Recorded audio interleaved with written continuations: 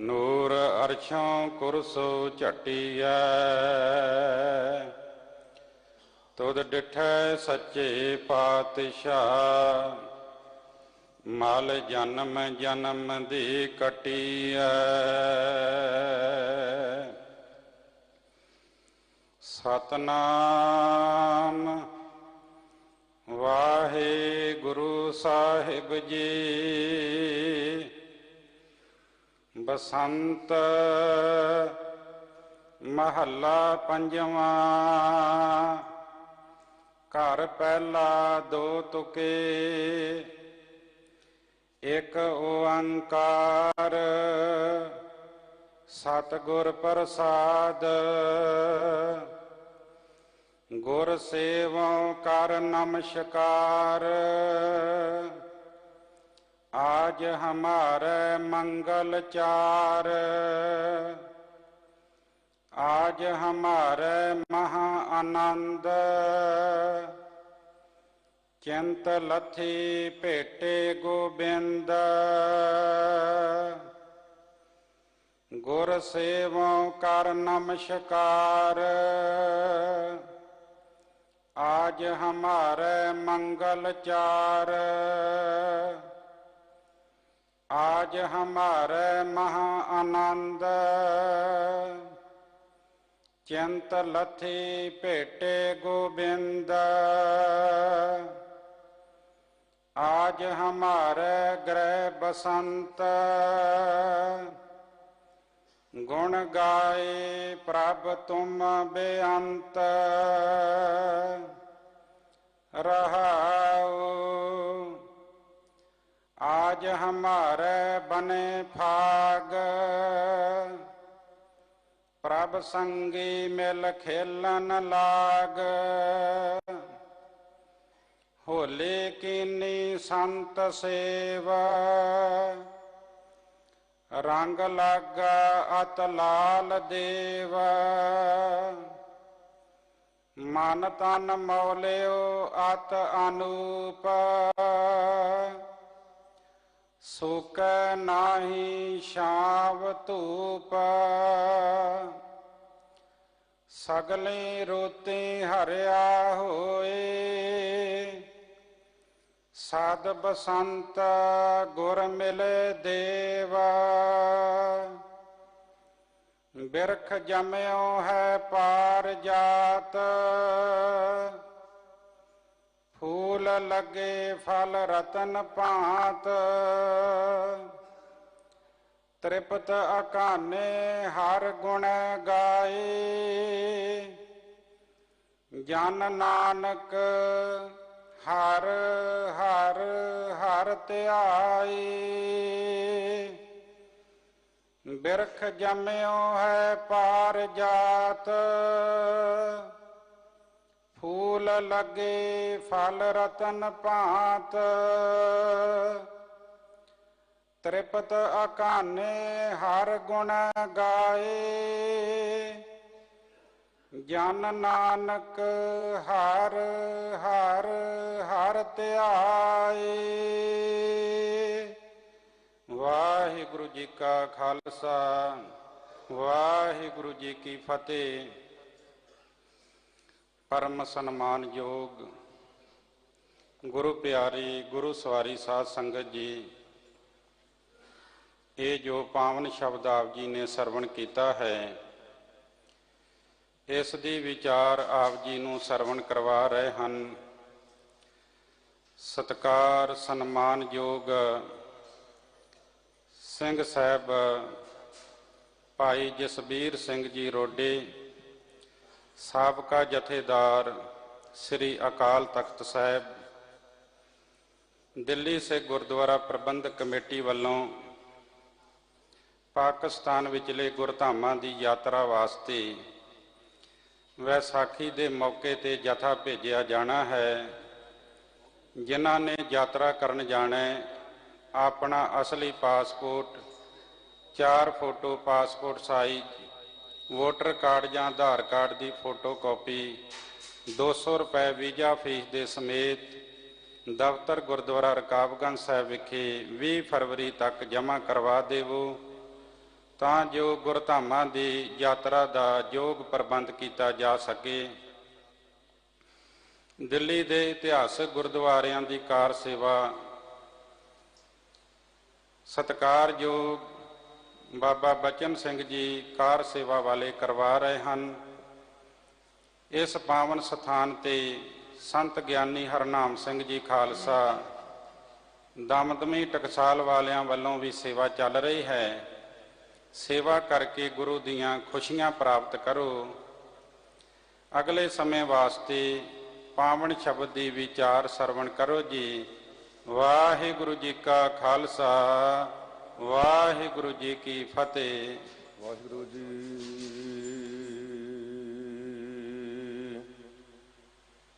ਬਾਣੀ ਗੁਰੂ ਗੁਰੂ ਹੈ ਬਾਣੀ,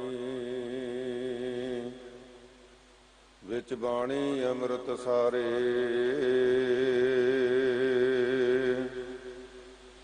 ਗੁਰ ਬਾਣੀ ਕਹੈ ਸੇਵਕ ਜਨ ਮਾਨੈ, ਪ੍ਰਤੱਖ ਗੁਰੂ ਨਿਸਤਾਰੇ।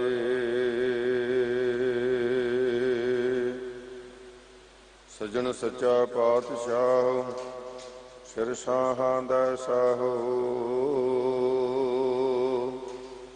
ਜਿਸ ਪਾਸ ਬੈਠਿਆ ਸੋਹੀਐ, ਸਭਨਾ ਦਾ ਵੇਸਾਹੋ।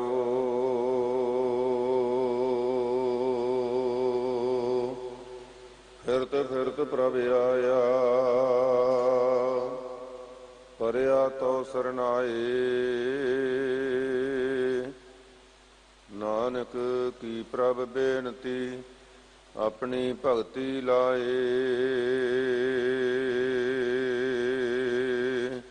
ਸਤਿਗੁਰੂ ਗਰੀਬ ਨਵਾਜ, ਪਤਿਤ ਪਾਵਨ ਭਗਤ ਵਛਲ, ਕਿਰਪਾ ਦੇ ਖਜ਼ਾਨੇ, ਜੁਗੋ ਜੁਗ ਟਲ ਸਤਿਗੁਰੂ।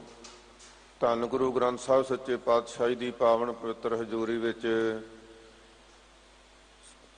ਗੁਰਦੁਆਰਾ ਸ੍ਰੀ ਬੰਗਲਾ ਸਾਹਿਬ ਵਿਖੇ, ਜਿੱਥੇ 8ਵੇਂ ਪਾਤਸ਼ਾਹ ਸਾਹਿਬ ਸ੍ਰੀ ਗੁਰੂ ਹਰਿਕ੍ਰਿਸ਼ਨ ਸਾਹਿਬ ਸੱਚੇ ਪਾਤਸ਼ਾਹ ਜੀ ਨੇ ਕਿਰਪਾ ਕਰਕੇ ਇਸ ਅਸਥਾਨ ਨੂੰ ਨਵਾਜਿਆ ਹੈ।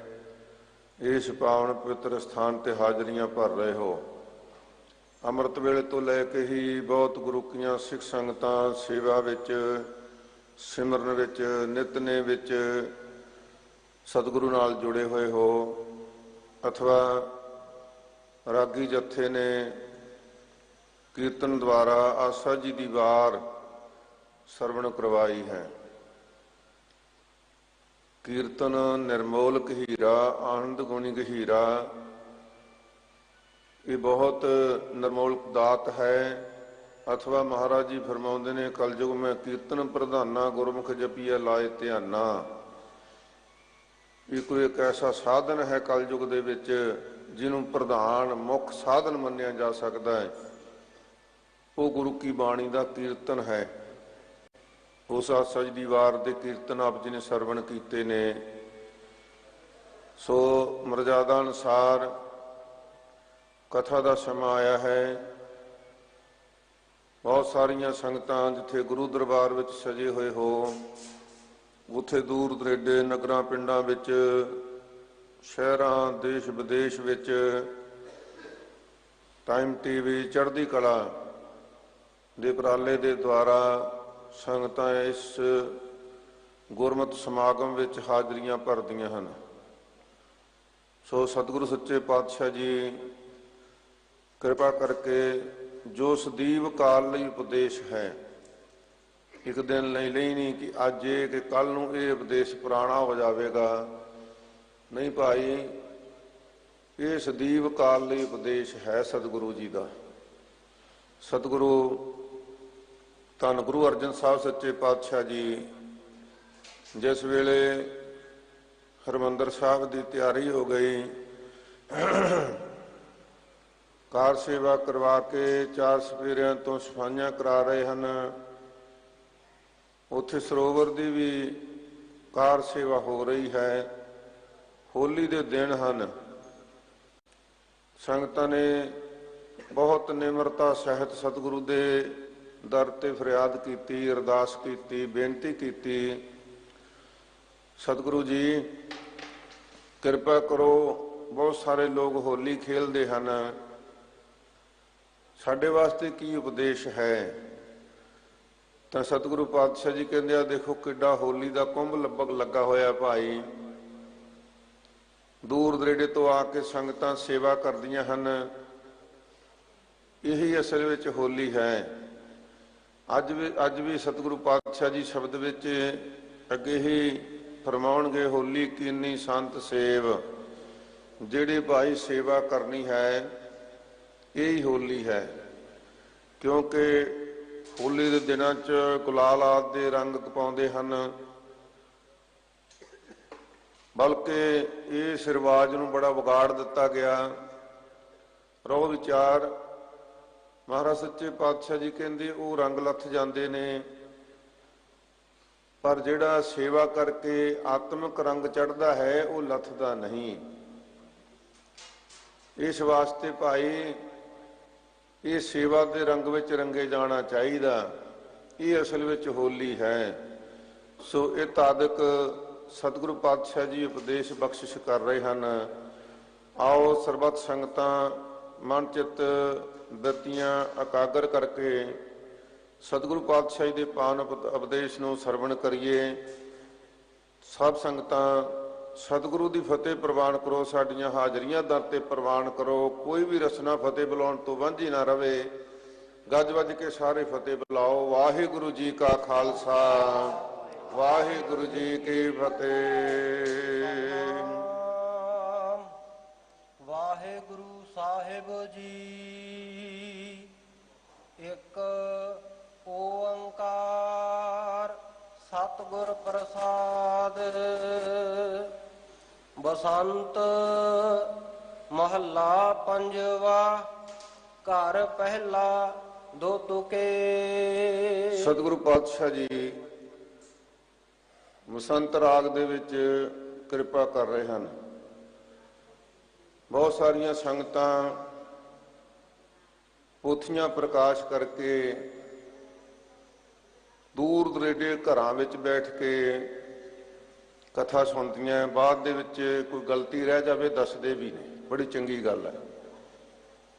ਤੇ ਪੁੱਛ ਵੀ ਲੈਂਦੇ ਨੇ ਕੋਈ ਗੱਲ ਦੀ ਸਮਝ ਨਾ ਪਈ ਹੋਵੇ। ਇਹ ਜਿਹੜਾ ਸ਼ਬਦਾਂ ਦਾ ਅਰਥਾਂ ਦਾ ਆਦਾਨ ਪ੍ਰਦਾਨ ਹੈ, ਇਹ ਬਹੁਤ ਚੰਗੀ ਗੱਲ ਹੈ। ਸੰਗਤਾਂ ਦੀ ਗਿਆਤ ਵਾਸਤੇ ਦਾਸ ਬੇਨਤੀ ਕਰਦਾ ਹੈ ਕਿ ਜਿਸ ਪੋਥੀ ਦੇ ਉੱਪਰੋਂ ਸਿੰਘ ਨੇ ਪਾਠ ਕੀਤਾ ਹੈ, ਇਹਦੇ ਤੇ ਇੱਕ ਓੰਕਾਰ ਸਤਿਗੁਰ ਪ੍ਰਸਾਦ ਪਹਿਲਾਂ ਹੀ ਲਿਖਿਆ ਹੋਇਆ ਹੈ, ਪਰ ਮੰਗਲ ਗੁਰੂ ਗ੍ਰੰਥ ਸਾਹਿਬ ਵਿੱਚ ਇਸ ਤਰ੍ਹਾਂ ਨਹੀਂ ਹੈ। ਇਹ ਸਾਨੂੰ ਸਾਰੇ ਪ੍ਰਬੰਧਕਾਂ ਨੂੰ ਖਿਆਲ ਰੱਖਣਾ ਚਾਹੀਦਾ। ਇੱਥੇ ਇਹੀ ਪੋਥੀ ਪ੍ਰਕਾਸ਼ ਕਰਨੀ ਚਾਹੀਦੀ ਆ ਜਿਹਦੇ ਵਿੱਚ ਮੰਗਲ ਸਹੀ ਹੋਣ, ਕਿਉਂਕਿ ਪਹਿਲਾਂ ਹੀ ਬੜਾ ਵਿਵਾਦ ਪੈਦਾ ਹੋ ਗਿਆ ਸੀ। ਸਤਿਗੁਰੂ ਦਾ ਸ਼ਬਦ ਹੈ ਬਸੰਤ ਮਹੱਲਾ ਪੰਜਵਾ, ਕਰ ਪਹਿਲਾ ਦੋ ਤੁਕੇ, ਓੰਕਾਰ ਸਤਿਗੁਰ ਪ੍ਰਸਾਦ। ਇਸ ਤਰ੍ਹਾਂ ਮੰਗਲ ਹੈ। ਸੋ ਇਸ ਵਾਸਤੇ ਬੇਨਤੀ ਕੀਤੀ ਹੈ ਕਿ ਭਾਈ ਦੂਰ ਦਰੇਡੇ ਤੱਕ ਸੰਗਤਾਂ ਆਪੋ ਆਪਣੇ ਘਰਾਂ ਵਿੱਚ ਪੋਥੀਆਂ ਤੋਂ ਦੇਖਦੇ ਨੇ ਸ਼ਬਦ ਕਿਵੇਂ ਹੈ। ਸੋ ਰਹੁ ਵਿਚਾਰ ਸਤਿਗੁਰੂ ਪਾਤਸ਼ਾਹ ਜੀ ਨੇ ਬਸੰਤ ਰਾਗ ਦੇ ਵਿੱਚ ਧੰਨ ਗੁਰੂ ਅਰਜਨ ਸਾਹਿਬ ਸੱਚੇ ਪਾਤਸ਼ਾਹ ਜੀ ਦੋ ਤੁਕਾਂ ਵਾਲੇ ਇਹ ਸ਼ਬਦ ਸਤਿਗੁਰੂ ਪਾਤਸ਼ਾਹ ਜੀ ਬਸੰਤ ਦੇ ਵਿੱਚ ਉਚਾਰਨ ਕਰ ਰਹੇ ਨੇ। ਰਾਗੀ ਜਥਿਆਂ ਨੂੰ ਪਹਿਲੇ ਘਰ ਸੁਰਤਾਲ ਦੇ ਵਿੱਚ ਇਹ ਸ਼ਬਦ ਗਾਇਨ ਕਰਨ ਦਾ ਉਪਦੇਸ਼ ਬਖਸ਼ਿਸ਼ ਕੀਤਾ, ਹੁਕਮ ਕੀਤਾ ਸਤਿਗੁਰੂ ਜੀ ਨੇ।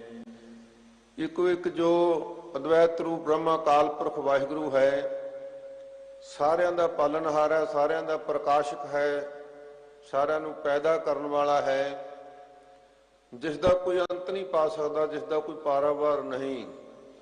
ਉਹ ਸਤਿਗੁਰੂ ਦੀ ਕਿਰਪਾ ਦੁਆਰਾ ਉਸ ਦੀ ਪ੍ਰਾਪਤੀ ਹੁੰਦੀ ਹੈ। ਗੁਰ ਸੇਵੋ ਕਰ ਨਮਸਕਾਰ। ਸਭ ਤੋਂ ਪਹਿਲਾਂ ਭਾਈ ਕਹਿੰਦੇ ਜੇ ਹੋਲੀ ਖੇਲਣੀ ਹੈ ਨਾ ਤੇ ਫਿਰ ਪਹਿਲਾਂ ਗੁਰੂ ਦੀ ਸੇਵਾ ਕਰੋ।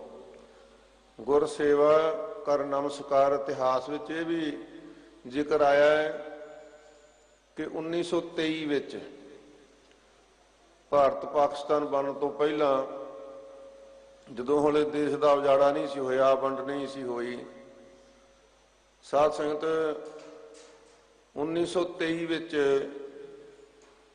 ਕਾਰ ਸੇਵਾ ਹੋਈ ਸੀ।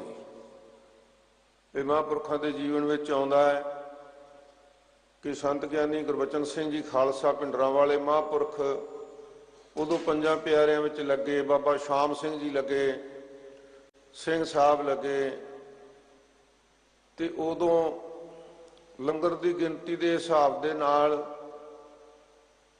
ਕਹਿੰਦੇ 9 ਲੱਖ ਸੰਗਤਾਂ ਕਾਬਲ ਤੋਂ, ਕੰਧਾਰ ਤੋਂ, ਪਾਕਿਸਤਾਨ ਦੇ ਸਾਰੇ ਏਰੀਏ ਤੋਂ, ਦੂਰ ਦਰੇਡਿਆਂ ਤੋਂ ਬਹੁਤ ਸੰਗਤਾਂ ਚਾਅ ਦੇ ਨਾਲ ਪਹੁੰਚੀਆਂ। ਫਿਰ ਇੰਨੀਆਂ ਸੰਗਤਾਂ ਸਰੋਵਰ 'ਚ ਪ੍ਰਵੇਸ਼ ਨਹੀਂ ਸੀ ਕਰ ਸਕਦੀਆਂ, ਤੇ ਫਿਰ ਡਿਊਟੀਆਂ ਵੰਡੀਆਂ ਗਈਆਂ ਕਿ ਕਿਹੜੇ ਕਿਹੜੇ ਇਲਾਕੇ ਦੀਆਂ ਸੰਗਤਾਂ ਕਿਸ ਕਿਸ ਦਿਨ ਸੇਵਾ ਕਰਨਗੀਆਂ। ਬੜੇ ਹੀ ਚਾਅ ਦੇ ਨਾਲ ਜਿਹੜੇ ਰਿਆਸਤਾਂ ਦੇ ਰਾਜੇ ਸੀ ਉਹ ਵੀ ਸੇਵਾ ਕਰਨ ਵਾਸਤੇ ਆਏ। ਜਦੋਂ ਮਹਾਰਾਜਾ ਭੁਪਿੰਦਰ ਸਿੰਘ ਪਟਿਆਲੇ ਵਾਲਾ ਰਾਜਾ ਇਹ ਸੇਵਾ ਕਰਨ ਵਾਸਤੇ ਗਿਆ ਤੇ ਇਹ ਬਚਾ ਕੇ ਆਪਣੇ ਕੱਪੜਿਆਂ ਨੂੰ ਸਿਰ ਤੇ ਟੋਕਰੀ ਰੱਖਣ ਲੱਗਾ। ਸੇਵਾਦਾਰਾਂ ਨੇ ਸਾਰੇ ਕੱਪੜੇ ਕਾਰ ਦੇ ਨਾਲ ਚੰਗੀ ਤਰ੍ਹਾਂ ਸੇਵਾ ਕਰ ਦਿੱਤੀ ਤੇ ਬੜਾ ਪ੍ਰਸੰਨ ਹੋਇਆ। ਕਹਿੰਦਾ ਗੁਰੂ ਘਰ ਆ ਕੇ ਵੀ ਮੈਂ ਸੰਕੋਚ ਕਰਦਾ ਸੀ। ਤੇ ਮਹਾਂਪੁਰਖ ਸੰਤ ਬਾਬਾ ਗੁਰਬਚਨ ਸਿੰਘ ਜੀ ਖਾਲਸਾ ਨੇ ਉੱਚੀ ਧਾਰਨਾ ਦੇ ਵਿੱਚ ਪੰਕਤੀਆਂ ਪੜ੍ਹੀਆਂ ਸਨ। ਫਰੀਦਾ ਮੈਂ ਭੁਲਾਵਾ ਪੱਗ ਦਾ ਮਤ ਮੈਲੀ ਹੋਏ ਜਾਏ, ਗਹਿਲਾ ਰੂਹ ਨਾ ਜਾਣੀ ਸਿਰ ਵੀ ਮਿੱਟੀ ਖਾਏ। ਕਹਿੰਦੇ ਇਸ ਖਾਕ ਤੋਂ ਡਰਦੇ ਹੋ, ਇਸ ਕਾਰ ਤੋਂ। ਇਹ ਤੇ ਅਸਲੀ ਰੰਗ ਹੈ ਜਿਹੜਾ ਭਾਗਾਂ ਦੇ ਨਾਲ ਪ੍ਰਾਪਤ ਹੁੰਦਾ ਹੈ। ਸੁਰਹੋ ਵਿਚਾਰ ਇਹ ਤੇ 1923 ਦੀ ਗੱਲ ਹੈ। ਤੇ ਜਦੋਂ ਧੰਨ ਗੁਰੂ ਅਰਜਨ ਸਾਹਿਬ ਸੱਚੇ ਪਾਤਸ਼ਾਹ ਜੀ ਆਪ ਸੇਵਾ ਕਰਵਾ ਰਹੇ ਹੋਣਗੇ ਉਦੋਂ ਕਿਹੋ ਜਿਹਾ ਆਨੰਦ ਹੋਇਆ। ਉਹ ਤਾਂ ਭਾਈ ਜਿਨ੍ਹਾਂ ਨੇ ਦੇਖਿਆ ਉਹ ਹੀ ਮਾਣ ਸਕਦੇ ਨੇ। ਕਹਿਬੇ ਕੋ ਸੋਭਾ ਨਹੀਂ, ਕੋਈ ਕਰ ਹੀ ਨਹੀਂ ਸਕਦਾ ਸੋਭਾ। ਸਤਿਗੁਰੂ ਪਾਤਸ਼ਾਹ ਜੀ ਕਹਿੰਦੇ ਹਨ, ਇਹ ਗੁਰਸਿੱਖੋ ਸਭ ਤੋਂ ਪਹਿਲਾਂ ਮਨ ਦੇ ਵਿੱਚ ਸ਼ਰਧਾ ਭਾਵਨਾ ਰੱਖ ਕੇ ਸਤਿਗੁਰੂ ਦੀ ਸੇਵਾ ਕਰੋ, ਸਤਿਗੁਰੂ ਦਾ ਸਿਮਰਨ ਕਰੋ। ਗੁਰ ਸੇਵੋ ਕਰ ਨਮਸਕਾਰ, ਹਾਂਜੀ, ਆਜ ਹਮਾਰੇ ਮੰਗਲ ਚਾਰ। ਕਹਿੰਦੇ ਭਾਈ ਗੁਰ ਸੇਵੋ ਕਰ ਨਮਸਕਾਰ। ਗੁਰੂ ਦੀ ਸੇਵਾ ਹੰਕਾਰ ਨਾਲ ਨਹੀਂ ਕਿ ਮੈਂ ਸੇਵਾ ਕੀਤੀ ਹੈ ਤੇ ਇੱਥੇ ਮੈਨੂੰ ਸਰੂਪਾ ਦਿੱਤਾ ਜਾਵੇ, ਮੇਰਾ ਨਾਮ ਲਿਖਿਆ ਜਾਵੇ, 5-4 ਵਾਰੀ ਸਟੇਜ ਤੋਂ ਵੀ ਨਾਂ ਲਿਆ ਜਾਵੇ। ਨਹੀਂ ਭਾਈ, ਸ਼ਰਧਾ ਭਾਵਨਾ ਦੇ ਨਾਲ ਕਹਿੰਦੇ ਸਤਿਗੁਰੂ ਦੇ ਦਰ ਤੇ ਨਿਉ ਕੇ ਨਮਸਕਾਰ ਕਰਕੇ ਮੱਥਾ ਟੇਕ ਕੇ ਸਤਿਗੁਰੂ ਦੀ ਸੇਵਾ ਵਿੱਚ ਲੱਗਣਾ ਚਾਹੀਦਾ ਹੈ। ਕਿਉਂ? ਕਹਿੰਦੇ ਅੱਜ ਹਮਾਰੇ ਮੰਗਲ ਚਾਰ। ਅੱਜ ਜਿਹੜਾ ਨਾ ਸਾਨੂੰ ਮਨੁੱਖਾ ਜਨਮ ਮਿਲਿਆ ਹੋਇਆ, ਨਹੀਂ ਤੇ ਅਸੀਂ ਭੌਂਦੇ ਫਿਰਦੇ ਸੀ। ਕਈਆਂ ਜਨਮਾਂ ਦੇ ਵਿੱਚ ਭੌਂ ਭੌਂ ਕੇ ਆਏ, ਅਰਦਾਸਾਂ ਬੇਨਤੀਆਂ ਕਰਦੇ ਰਹੇ ਕਿ ਸਤਿਗੁਰੂ ਜੀ ਕਿਤੇ ਇਹੋ ਜਿਹਾ ਸਮਾਂ ਸੁਭਾਗ ਵੀ ਮਿਲ ਜਾਏਗਾ ਜਦੋਂ ਇਸ ਰਸਨਾ ਦੇ ਨਾਲ ਅਸੀਂ ਆਪ ਜੀ ਦਾ ਮੰਗਲਾਚਾਰ ਕਰ ਸਕਾਂਗੇ, ਆਪ ਜੀ ਦਾ ਜਸ ਉਚਾਰ ਸਕਾਂਗੇ। ਧੰਨ ਗੁਰੂ ਅਰਜਨ ਸਾਹਿਬ ਸੱਚੇ ਪਾਤਸ਼ਾਹ ਜੀ ਫਰਮਾਉਂਦੇ ਨੇ, ਆਜ ਹਮਾਰੇ ਮੰਗਲ ਚ। ਕਹਿੰਦੇ ਅੱਜ ਭਈ ਪ੍ਰਾਪਤ ਮਾਨੁਖ ਦੇਹੁਰੀਆ, ਗੋਬਿੰਦ ਮਿਲਨ ਕੀ ਹੈ ਤੇਰੀ ਬਰੀਆ। ਇਹ ਤੈਨੂੰ ਮੌਕਾ ਮਿਲ ਗਿਆ ਭਾਈ, ਤੇ ਹੁਣ ਇਸ ਸਮੇਂ ਨੂੰ ਵਿਅਰਥ ਨਾ ਗਵਾ ਲਈ। ਇਹ ਤੇਰੀ ਅਵਸਰ, ਇਹ ਤੇਰੀ ਬਾਰ। ਘਟ ਭੀਤਰ ਤੂੰ ਦੇਖ ਵਿਚਾਰ। ਕਹਿੰਦੇ ਆਪਣੇ ਹਿਰਦੇ ਵਿੱਚ ਵਿਚਾਰ ਕੇ ਦੇਖ ਲਈ ਕਿ ਇਹ ਸਮਾਂ ਤੈਨੂੰ ਕਿਸ ਤਰ੍ਹਾਂ ਮਿਲਿਆ ਤੇ ਕਿਸ ਤਰ੍ਹਾਂ ਬਤੀਤ ਹੋ ਰਿਹਾ ਤੇ ਕਿਸ ਤਰ੍ਹਾਂ ਹੋਣਾ ਚਾਹੀਦਾ। ਅੱਜ ਹਮਾਰਾ ਮੰਗਲ ਚਾਰ। ਕਹਿੰਦੇ ਅੱਜ ਮਨੁੱਖਾ ਜਨਮ ਦੇ ਰਾਹੀਂ, ਮਨੁੱਖਾ ਦੇਹ ਦੇ ਰਾਹੀਂ, ਮਨੁੱਖਾ ਸਰੀਰ ਦੇ ਰਾਹੀਂ ਅਸੀਂ ਗੁਰੂ ਕਾ ਸ਼ਬਦ ਉਚਾਰ ਸਕਦੇ ਹਾਂ, ਵਾਹਿਗੁਰੂ ਨਾਮ ਜਪ ਸਕਦੇ ਹਾਂ। ਸਾਰੇ ਜਪਿਓ ਗੱਜ ਕੇ ਭਾਈ, ਇਹ ਮਨੁੱਖਾ ਜਨਮ ਮਿਲਿਆ, ਲੇਖੇ 'ਚ ਲੱਗ ਜਾਵੇ। ਵਾਹਿਗੁਰੂ ਵਾਹਿਗੁਰੂ ਵਾਹਿਗੁਰੂ ਵਾਹਿਗੁਰੂ ਵਾਹਿਗੁਰੂ ਵਾਹਿਗੁਰੂ ਵਾਹਿਗੁਰੂ ਵਾਹਿਗੁਰੂ ਵਾਹਿਗੁਰੂ ਵਾਹਿਗੁਰੂ ਵਾਹਿਗੁਰੂ ਵਾਹਿਗੁਰੂ ਵਾਹਿਗੁਰੂ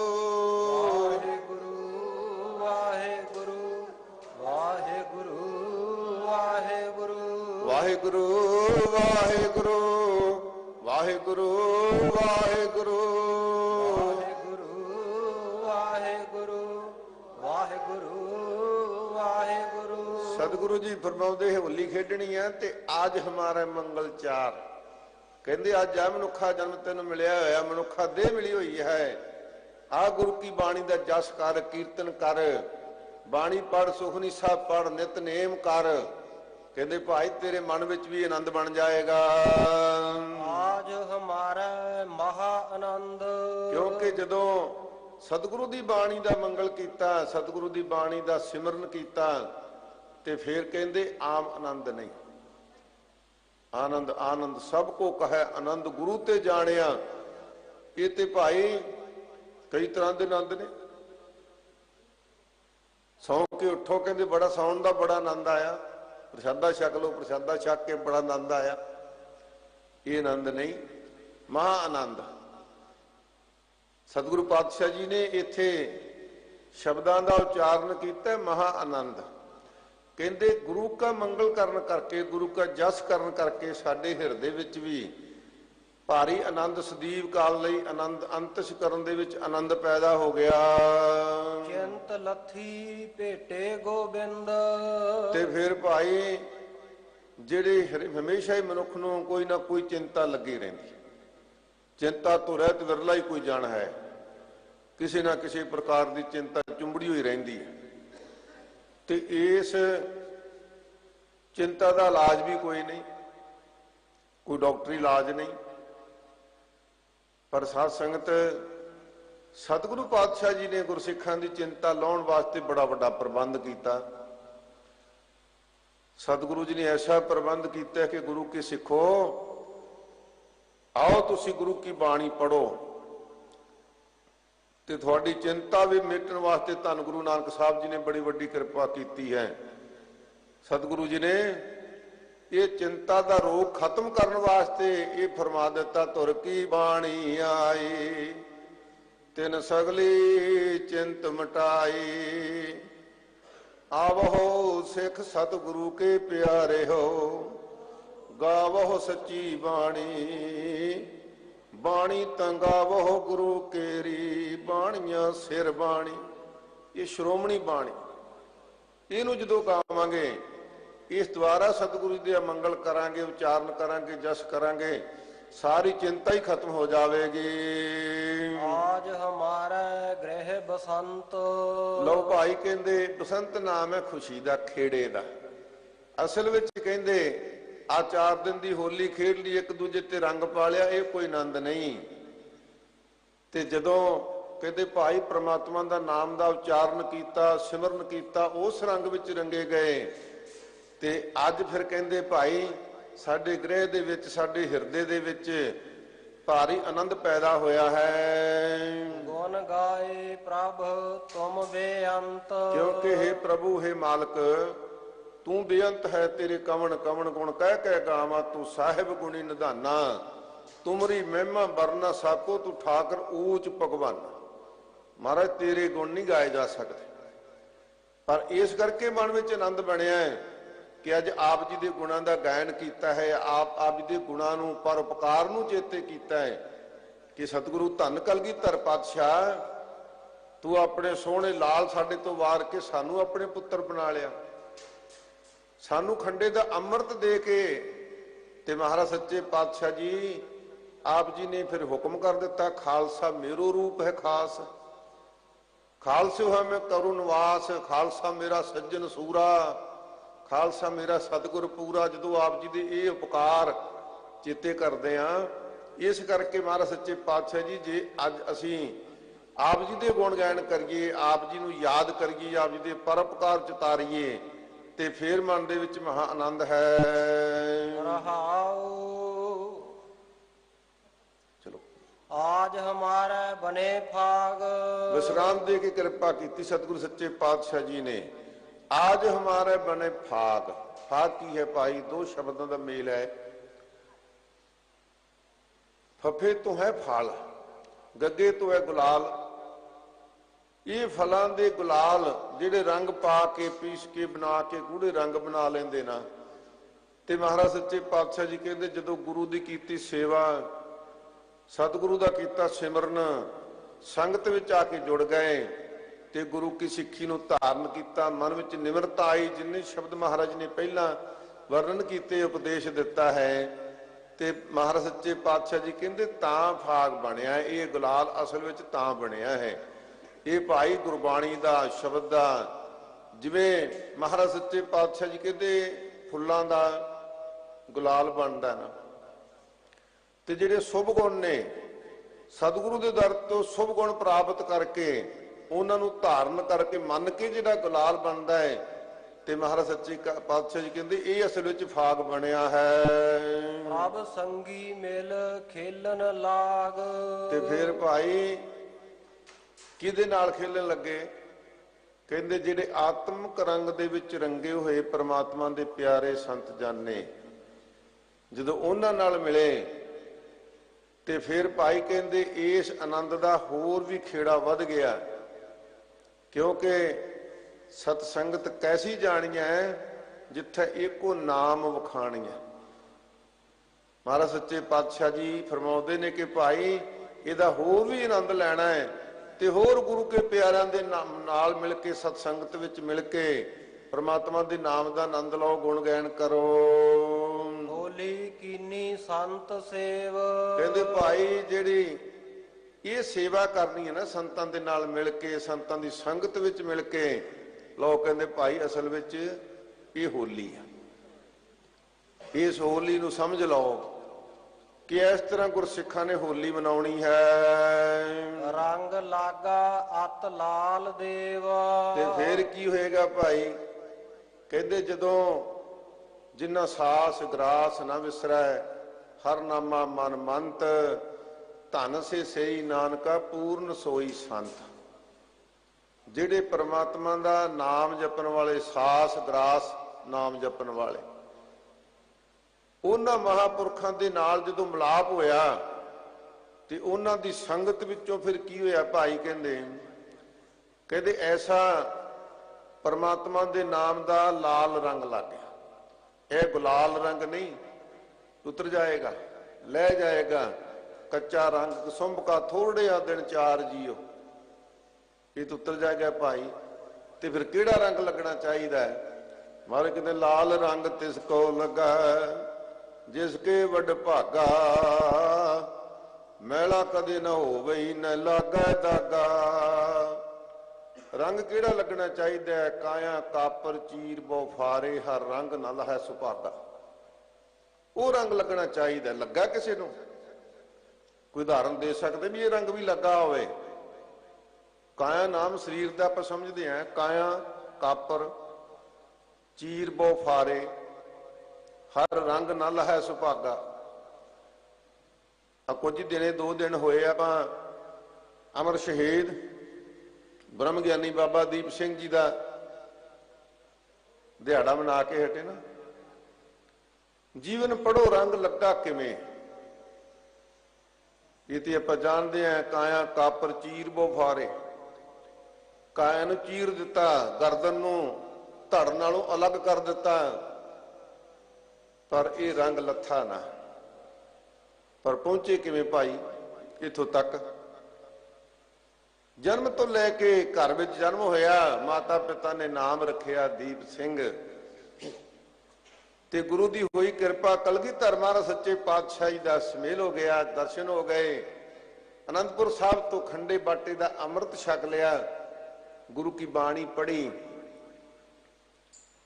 ਤੇ ਫਿਰ ਭਾਈ ਬਾਣੀ ਦੀ ਅਰਥ ਕਿਤੋਂ ਪੜ੍ਹੇ? ਇਹੋ ਜਿਹੇ ਅਰਥ ਕੋਈ ਕਰ ਸਕਦਾ ਭਾਈ? ਕੈਸਾ ਆਨੰਦ ਹੋਵੇਗਾ ਉਹ। ਧੰਨ ਕਲਗੀਧਰ ਪਾਤਸ਼ਾਹ ਤਖਤ ਸ੍ਰੀ ਦਮਦਮਾ ਸਾਹਿਬ ਤਲਵੰਡੀ ਸਾਬੋ, ਆਪ ਸਤਿਗੁਰੂ ਪਾਤਸ਼ਾਹ ਜੀ ਜੋ ਸਿੱਖਾਂ ਨੂੰ ਮਹਾਰਾਜ ਸੱਚੇ ਪਾਤਸ਼ਾਹ ਜੀ ਦਿਲਾਸਾ ਦਿੱਤਾ ਸੀ ਨਾ ਵੀ ਤੁਹਾਨੂੰ ਅਰਥਾਂ ਸਹਿਤ ਬਾਣੀ ਪੜ੍ਹਨੀ ਸਿਖਾਵਾਂਗੇ, ਤੇ ਫਿਰ ਉੱਥੇ ਆਪ 9 ਮਹੀਨੇ 9 ਦਿਨ ਰਹਿ ਕੇ ਸਤਿਗੁਰੂ ਪਾਤਸ਼ਾਹ ਜੀ ਨੇ ਸਮੁੱਚੀ ਬਾਣੀ ਇੱਕ ਓੰਕਾਰ ਤੋਂ ਲੈ ਕੇ 18 10 20 ਤੱਕ ਆਪਣੇ ਕੰਠ ਤੋਂ ਉਚਾਰੀ। ਆਪ ਇਤਿਹਾਸ ਜਾਣਦੇ ਹੋ, कि महाराज ने पहला पोथियां मंगाइया, 5 सिंह करतारपुर साहब भेजे सी, नहीं सी पोथियां दित्तियां ਜਿਹੜੀਆਂ महाराज की बाणियां लिखिया हुई सन। उल्टा कहा सी जे गुरु नानक साहब की जोत गुरु गोबिंद सिंह महाराज है तो आपे विचार लैन। ये भी खेड साडे वास्ते सी, साडे मन का भरोसा बन जाए कि जोत रूप आ रहा आप गुरु नानक कहायो ताते अंगद भयो तत् स्यों तत् मिलायो, कोई फर्क नहीं सी। रहो विचार धन कलगीधर पातशाह जी ने सवेर वेले बाणी विचारनी ते शाम नूं उस बाणी वो बाणी नूं लिखदा कौन सी, उहदा प्रबंध कौन करदा सी। सतगुरु पातशाह जी ने जिम्मेवारियां लाइयां, सेवा सौंपी, भाई दीप सिंह तू कागज का इंतजाम करना, स्याही का इंतजाम करना है, कलमा घड़ के रखनियां है, ते भाई मणि सिंह जिहड़ी बाणी उचारांगे तू नाल नाल लिखनी आ। वो बाणी लिखी, बाणी उचारी। इतिहास विच आउंदा भी 48 सिंघां ने लगातार आद तो अंत तक सारी बाणी के अर्थ सुने महाराज तो। ते ऐसे आनंद विच हो गए जो भी महाराज सच्चे पातशाह जी कोई सेवा लाउण ते ऐ लगे भी ऐ आनंद ना साडा बिन सजाए। ते साध संगत जदों भाई मणि सिंह जी की ड्यूटी लगी कि इस बाणी नूं शुद्ध रूप दे विच अर्थ भी करने ते शुद्ध उचारण भी दसना, तुसी अमृतसर साहब जाओ, हरमंदर साहब की सेवा संभालो ते उत्थे गुरसिखां नूं बाणी पढ़ाओ। ते मन विच थोड़ा जिहा संसा होया भी बड़ा आनंद बनया, महाराज ने जिहड़ी आ 9 महीनों दे विच किरपा कीती है ना, बाणी दे अर्थ सुनाए आ, ये तो आनंद ही बड़ा बन गया। ते महाराज सच्चे पातशाह जी घट घट के अंतर की जानत भले बुरे की पीर पछाणत, कहंदे भाई मणि सिंह काहदा फिक्र करदा, ये जे आनंद बनया ना ये अकाल पुरख ने किरपा कीती है, ये आनंद नहीं खत्म होएगा, बंद बंद भावें कट्टिया जावे ये आनंद बनया ही रहेगा।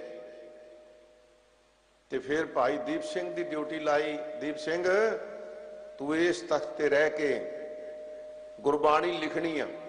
उदों अज वर्गे प्रिंट छापे तो है नहीं सी, प्रेसां नहीं सीगियां, ते इत्थे रह के बाणी पढ़ाउणी आ ते नाल नाल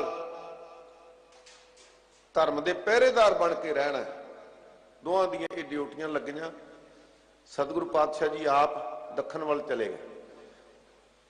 इत्थे बाबा जी ने, बाबा दीप सिंह जी ने 4 स्वरूप लिखे। किते दमदमा साहब तख्त ते जाओ ना, बेनती करके महाराज साहब सच्चे पातशाह जी के उस स्वरूप के दर्शन करो, किमें लाइन दे विच सूत मात्र भी फर्क नहीं पैण दिता, हेठ उपर छियारियां बिहारियां दा साइज, अखरां दी बनतर कमाल ही कीती है। धन बाबा दीप सिंह जी नूं बाण आउंदी है सेवा, एडी कमाल दी सेवा कीती। फिर किते औंकड़ दलैंकड़ का फर्क ना पैण देना, ये गुरु साहब की किरपा। साध संगत इन्ने बाणी विच रंगे गए, कई गुटके लिखे बाबा जी ने कि उत्थे रह के धर्म की सेवा की। जे साध संगत मुगलिया चौधरी किते आके सिखां नूं तंग कर दे ते बाबा जी उत्थे इलाके विच अगवाई भी कर दे। ते सेवा करदियां करदियां आप जी नूं इतिहास दा भी पता कि जदों सतगुरु पातशाह जी ने तख्त श्री सचखंड तो हजूर साहब तो हुक्मनामे भेजे, वो हुक्मनामा एक बाबा दीप सिंह जी नूं भेजिया सी कि असीं बंदा सिंह नूं भेज रहे हैं, इन्हां दे नाल रख के मदद करनी है, जुल्म दा नाश करना है। सो साध संगत जी फतेहगढ़ साहब दे युद्ध दे विच भी, सरहंद दे युद्ध विच भी बाबा दीप सिंह जी ने बहुत वड्डा साथ दिता।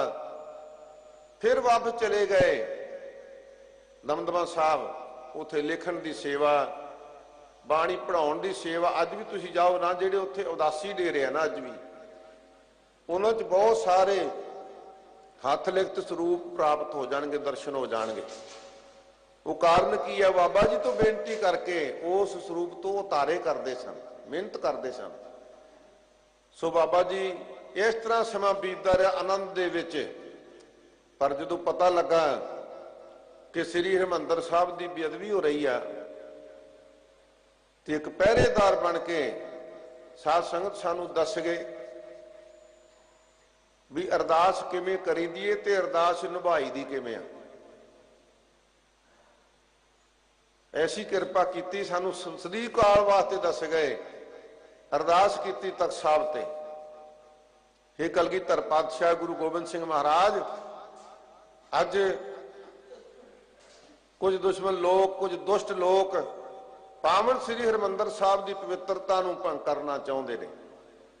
किरपा करो, रहमत करो, असी उस दरबार की पहरेदारी कर सकीए। सतगुरु पातशाह जी, ये मेरा शीश आप दे उस पावन हरमंदर दे जाके मैं भेटा कर सकां, उथों तक दा सफर महाराज सच्चे पातशाह जी दुश्मनां नाल मुकाबला करदिआं उन्हां दुष्ट लोकां नूं सोधदिआं होइआं उत्थे पहुंचीए। ये अरदासा कीता। साध संगत सिंह रलदे गए राह विच, जिथे जिथे पड़ाव हुंदा तीसरे दिन पहुंचे ना। 5000 का जत्था जदों वोलवाड़ के मैदान विच ਚੱਬੇ ਦੇ नेड़े पहुंचिया, साध संगत उत्थे जिथे अज गुरुद्वारा टाला साहब बनिया होया, उत्थे बाबा दीप सिंह जी का जहान खान दे नाल लड़दिया होया शीश लथ गया। किहो जिहा रंग लगा? महाराज सच्चे पातशाह जी कहंदे ना, रंग लगा अत लाल दे, जिन्हों यह रंग लगा शीश लथ गया। पर अरदास की है हरमंदर साहब पहुंचण दी। एक निहंग सिंह जिहदा नाम इतिहास में नत्था सिंह आउंदा। नत्था सिंह कहंदा, बाबा जी अरदास ते रह गई विचे, ते जदों वेख्या कि बाबा जी कुछ बोल रहे ने, नीवें होके सुनिया नत्था सिंह ने। कहंदे, ओ नत्था सिंह, आ शीश चक मेरा, मेरे हाथ ते रख। खब्बे हाथ ते रखिया शीश, सज्जे हथ दे नाल खंडा बांधे हुए दरबार साहब पहुंचे। साध संगत ये कौतक वेख के दुश्मन लोग दियां भाजना पै गईयां भी असीं कित्थों तक जंग लड़ सकते हैं। जंग लड़दियां लड़दियां असीं दुश्मन नूं मार ही सकते हैं। ये किस मिट्टी दे बने ने सिख? ये ते मरण तो बाद, वड्डे जान तो बाद भी काया कापर चीर बहु फारे, हर रंग नाल है सुभागा। रंग नहीं लथा, ये होली दे रंग तो लथ जाणगे भाई। महाराज सच्चे पातशाह जी कहंदे, आओ होली खेडनी दसीए तुहानू। होली खेडी बाबा दीप सिंह जी ने, ते जिन्हां गलियां दे विचों बाबा जी शीश तली ते रख के गुजरे। साध संगत किन्ना मन विच चाह भी होएगा, क्योंकि धन गुरु नानक साहब सच्चे पातशाह जी दे बचन ने, जो तो प्रेम खेलन का चाओ, सिर धर तली गली मेरी आओ, इत मार्ग पैर तरीजै, सिर दीजै कान न कीजै। धन बाबा दीप सिंह महाराज सच्चे पातशाह धन गुरु नानक साहब कहते हैं कि आओ भाई, जे मन में चाह है तो फेस शीश तली ते रख के आओ। महाराज सच्चे पातशाह जी ने ऐसी कृपा की, बचन भी पूरे करवा ले बाबा जी तो, ते अरदास भी पूरी की। हरमंदर साहब दे आपां दर्शन करन जाने ना परिक्रमा विच, जिथे बाबा दीप सिंह दा बूंगा बनिया, नमस्कारां करके जाने आ, उत्थे लिजा के शीश भेंट कीता। साध संगत जी, ये है होली, ये है गुरसिखां दा जीवन, ये है कलगीधर पातशाह दी किरपा, ये है गुरबाणी दा असर, गुरबाणी दा रंग। ते धन पंचम पातशाह जी फरमाउंदे ने, आओ गुरु के सिखो, जे होली खेडनी है ना तो फिर इस रंग नूं ग्रहण करो। ये रंग जे लग जावे तो फिर करे उतरदा नहीं। इसे तरह ही भाई मणि सिंह नाल होया। आप इतिहास जानते हो, समा इन्ना नहीं कि साध संगत सरबत खालसा बुलाया सिंह साहब ने, हरमंदर साहब के हेड ग्रंथी ने। रिपोर्ट मिल गई कि बाबा जी सरकार का नजरिया बेईमान हो गया, इत्थे इकट्ठ सद के बहुत सारे सिंघां का नुकसान कर देना। ते बाबा जी ने समा विचारदिआं होइआं सिंघां नूं हुक्म भेज दिते भी नहीं आउणा भाई, ये जिहड़ा समागम है मुलतवी कर दिता गया।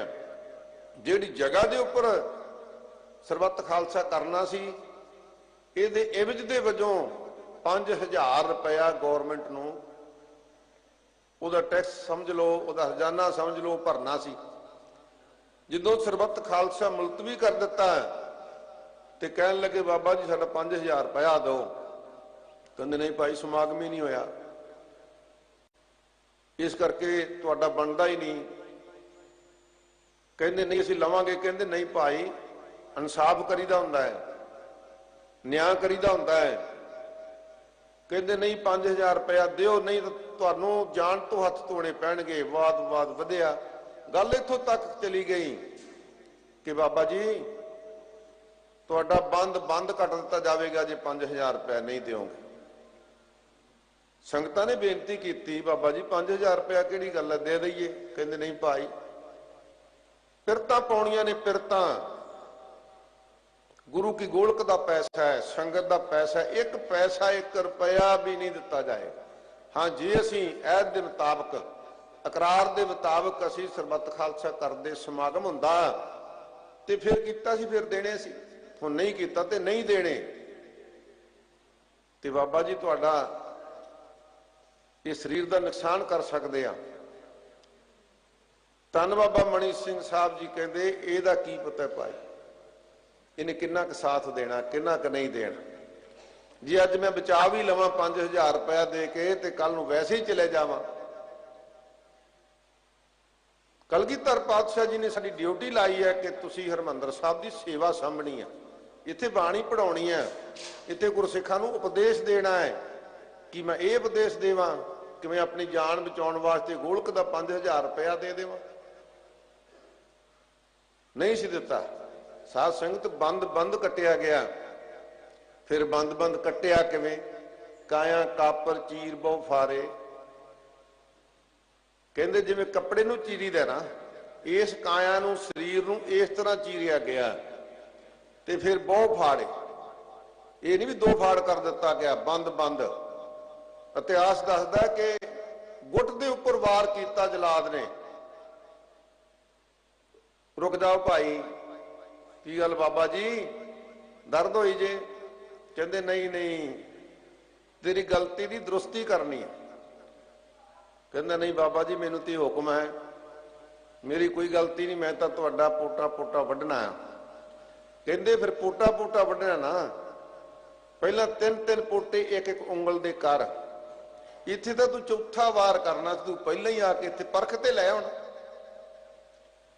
ਜਿਵੇਂ ਆਪਾਂ ਕੁੜਤਾ ਪਜਾਮਾ ਸਵਾਉਣੇ ਨਾ, ਪੈਂਟ ਕਮੀਜ਼ ਸਵਾਉਣੇ ਆ, ਚੋਲਾ ਸਵਾਉਣੇ ਆ, ਦਰਜੀ ਨੂੰ ਦੱਸ ਕੇ ਵੀ ਇੰਨੇ ਇੰਚ ਤੋਂ ਕੱਪੜਾ ਵੱਢ ਦੇ ਤੇ ਤਾਂ ਮੇਰੇ ਫਿੱਟ ਆਉਣਾ ਹੈ, ਮੇਚ ਆਏਗਾ। ਤੇ ਸਾਧ ਸੰਗਤ ਇਸ ਸਰੀਰ ਨੂੰ ਇਸ ਤਰ੍ਹਾਂ ਕਹਿ ਕੇ ਵਢਵਾ ਰਹੇ ਨੇ ਕਿ ਜੋ ਤੈਨੂੰ ਹੁਕਮ ਹੈ ਤੂੰ ਉਹ ਤੇ ਮੰਨ ਕੇ ਵੇਖ। ਹੁਣ ਜੇ ਸਿਦਕ ਪਰਖਣ ਹੀ ਲੱਗਾ ਤੇ ਪਰਖ ਤੇ ਲੈ।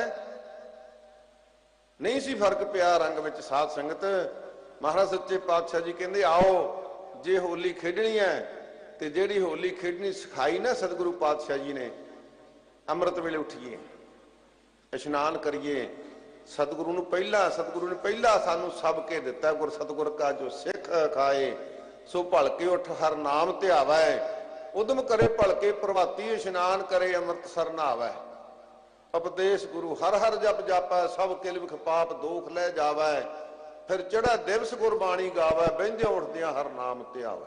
ਕਹਿੰਦੇ ਆਓ ਭਾਈ, ਇਹ ਮਨੁੱਖਾ ਜਨਮ ਮਿਲਿਆ ਤੇ ਜੇ ਇਹਦੇ ਵਿੱਚ ਬਸੰਤ ਮਨਾਉਣੀ ਆ, ਜੇ ਇਹਦੇ ਵਿੱਚ ਫਾਗ ਦਾ ਆਨੰਦ ਲੈਣਾ ਹੈ ਤੇ ਆਓ ਫਿਰ ਅੰਮ੍ਰਿਤ ਵੇਲੇ ਉੱਠ ਕੇ ਗੁਰੂ ਨਾਲ ਜੁੜੋ, ਸੇਵਾ ਤੇ ਸਿਮਰਨ ਵਿੱਚ ਜੁੜੋ, ਸੰਗਤ ਵਿੱਚ ਆਓ।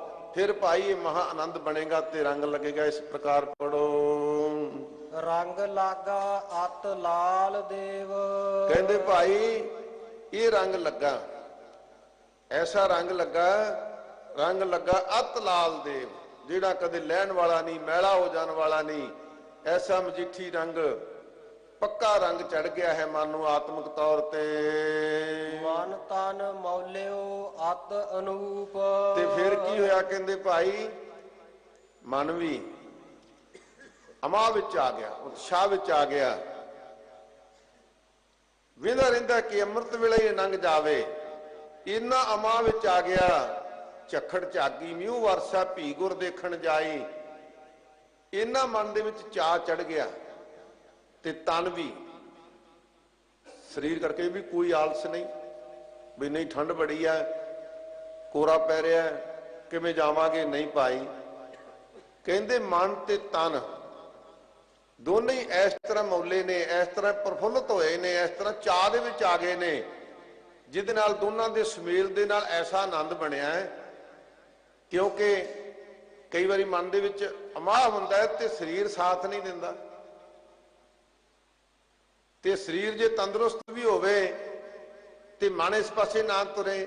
ਕਹਿੰਦੇ ਨਹੀਂ ਭਾਈ, ਜਦੋਂ ਤੂੰ ਸੇਵਾ ਵਿੱਚ ਲੱਗਾ, ਸਿਮਰਨ ਵਿੱਚ ਲੱਗਾ, ਵਾਹਿਗੁਰੂ ਨਾਲ ਜੁੜਿਆ, ਖੰਡੇ ਬਾਟੇ ਦਾ ਅੰਮ੍ਰਿਤ ਛਕਿਆ, ਗੁਰੂ ਕੀ ਸਿੱਖੀ ਧਾਰਨ ਕੀਤੀ, ਤੇ ਫਿਰ ਮਨ ਵੀ ਤੇ ਤਨ ਵੀ ਆਨੰਦ ਸਹਿਤ ਪ੍ਰਫੁੱਲਤ ਹੋਣਗੇ। ਸੂਕੈ ਨਾਹੀ ਛਾਵ ਧੂਪ। ਫਿਰ ਕਹਿੰਦੇ ਭਾਈ ਐਸੋ ਜਿਹਾ ਆਨੰਦ ਬਣ ਜਾਏਗਾ। ਇਹ ਆਨੰਦ ਸੂਕੈ ਨਾਹੀ ਛਾਵ ਧੂਪ। ਕਹਿੰਦੇ ਭਾਈ ਅਤ ਗਰੀਬੀ ਆ ਜਾਏ, ਆਹ ਤਰ੍ਹਾਂ ਦੇ ਤੈਨੂੰ ਦੁੱਖ ਮਿਲ ਜਾਣ, ਤਾਂ ਵੀ ਤੇਰਾ ਮਨ ਜਿਹੜਾ ਹੈ ਉਹ ਦੁੱਖ ਨੂੰ ਦੁੱਖ ਮਹਿਸੂਸ ਨਹੀਂ ਕਰੇਗਾ। ਜੋ ਨਰ ਦੁੱਖ ਮੈਂ ਦੁੱਖ ਨਹੀਂ ਮਾਨੈ, ਸੁਖ ਸਨੇਹ ਔਰ ਭੈ ਨਹੀਂ ਜਾ ਕੇ ਕੰਚਨ ਮਾਟੀ ਮਨ। ਐਸੀ ਤੇਰੀ ਅਵਸਥਾ ਬਣ ਜਾਏਗਾ।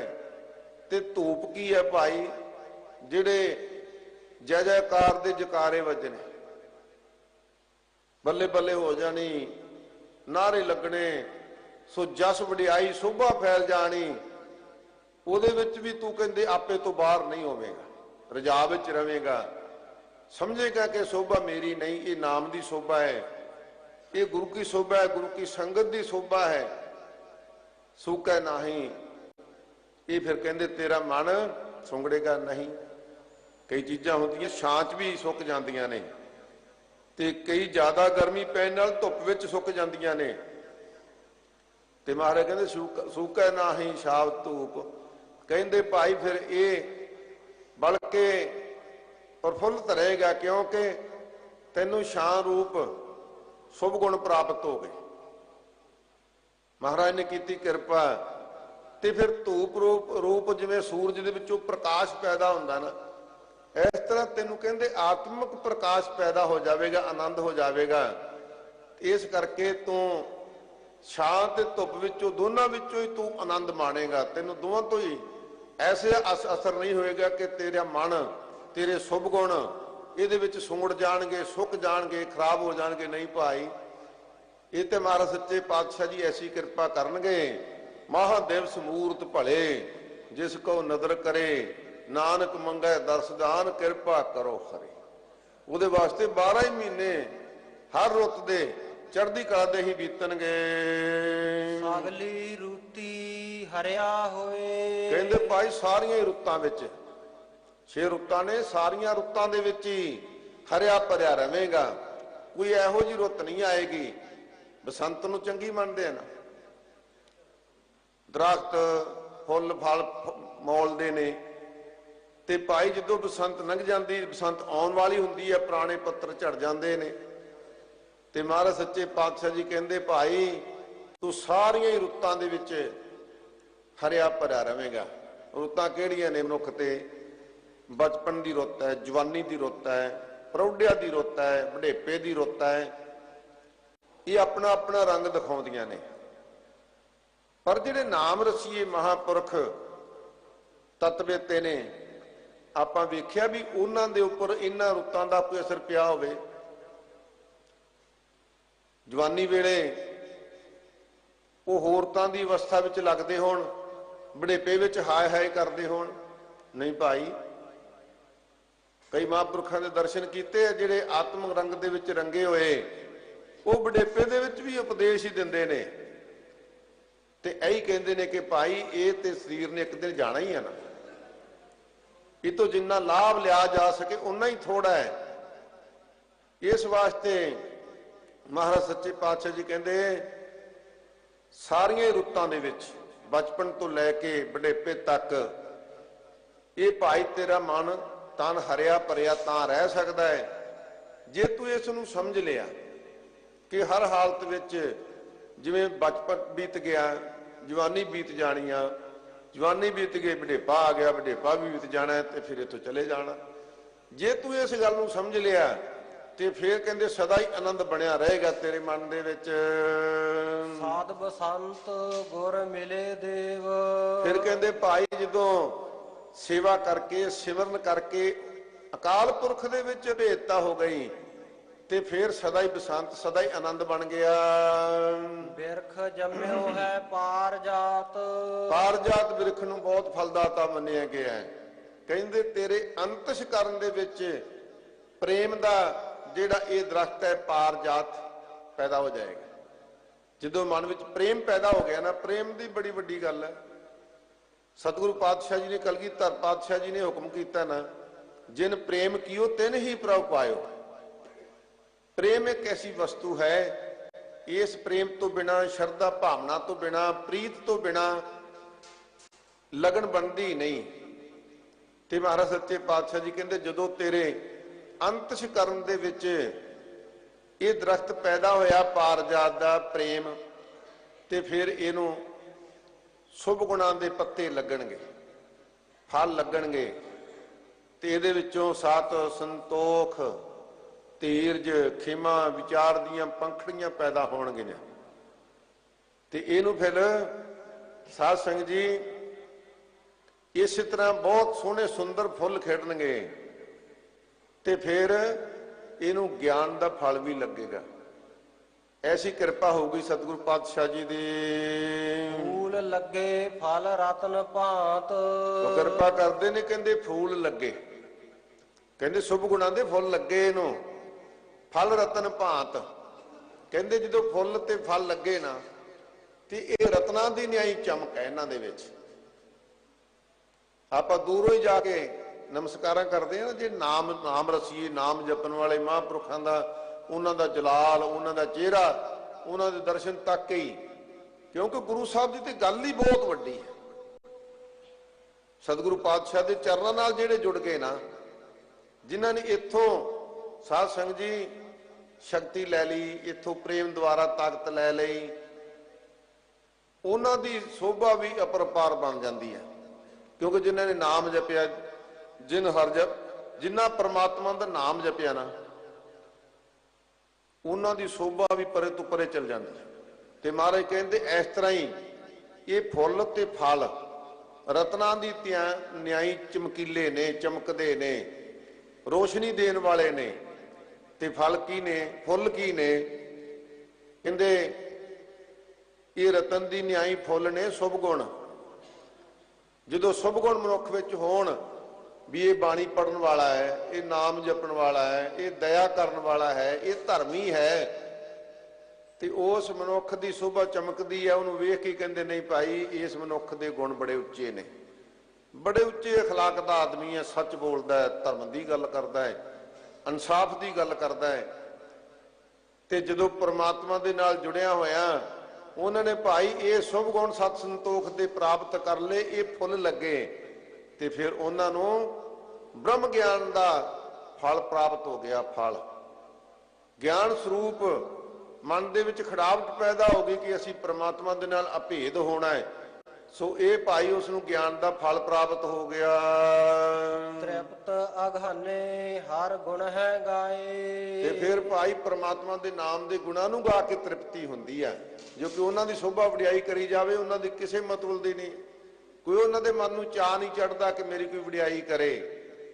ਹਾਂ, ਜੇ ਕਿ ਉੱਥੇ ਕਥਾ ਕਰੇ, ਕੀਰਤਨ ਕਰੇ, ਗੁਰੂ ਕੀ ਬਾਣੀ ਦੇ ਜਿਹੜੇ ਗੁਣ ਦੱਸੇ, ਤੇ ਉਹ ਆਪ ਜਿਹੜਾ ਹੈ ਉਹ ਵੀ ਪ੍ਰਮਾਤਮਾ ਦੇ ਗੁਣ ਗਾ ਗਾ ਕੇ ਕਹਿੰਦੇ ਤ੍ਰਿਪਤੀ ਹੁੰਦੀ ਹੈ ਉਹਦੀ। ਇਸ ਵਾਸਤੇ ਕਹਿੰਦੇ ਭਾਈ ਆਤਮਿਕ ਤੌਰ ਤੇ ਅਗਾਏ ਰੱਜ ਜਾਂਦੇ ਹਨ, ਤ੍ਰਿਪਤ ਹੋ ਜਾਂਦੇ ਹਨ। ਜਨ ਨਾਨਕ ਹਰ ਹਰ ਹਰ ਧਿਆਏ। ਇਸ ਵਾਸਤੇ ਕਹਿੰਦੇ ਨੇ ਸਤਿਗੁਰੂ ਪਾਤਸ਼ਾਹ ਜੀ, ਕਹਿੰਦੇ ਭਾਈ ਜੇ ਜਨ ਬਣਨਾ, ਜੇ ਸੇਵਕ ਬਣਨਾ ਹੈ, ਤੇ ਫਿਰ ਪ੍ਰਮਾਤਮਾ ਦੇ ਨਾਮ ਨੂੰ ਹਰ ਹਰ ਹਰ ਧਿਆਏ ਜਪਿਓ। ਸਾਰੇ ਉੱਚੀ ਲੈ ਦੇ ਵਿੱਚ ਸਾਡੀ ਹਾਜ਼ਰੀ ਸਭ ਦੀ ਫੇਰ ਲੱਗ ਜਾਵੇ। ਵਾਹਿਗੁਰੂ ਵਾਹਿਗੁਰੂ